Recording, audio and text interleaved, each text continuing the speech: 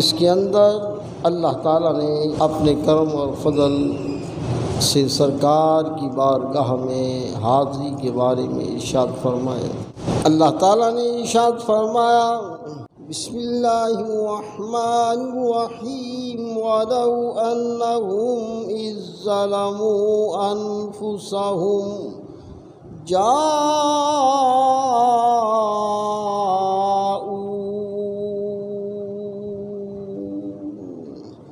اور یہ جب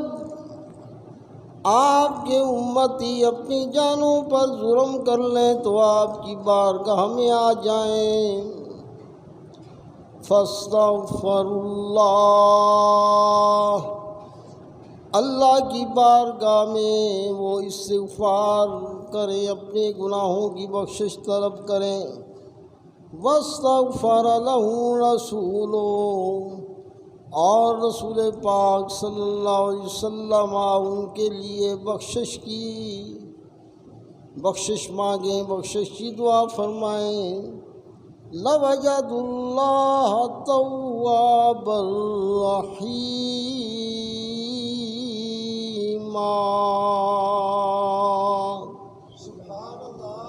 تو ضرور وہ اللہ تعالیٰ کو توبہ قبول کرنے والا، رحم فرمانے والا پائیں گے۔ تو اس آیت پاک میں اللہ تعالیٰ نے یہ واضح فرما دیا، بارگاہ مصطفیٰ علیہ تحیت و ثنا میں حاضری دینا جو ہے یہ گناہوں کی بخشش کا موجب ہے۔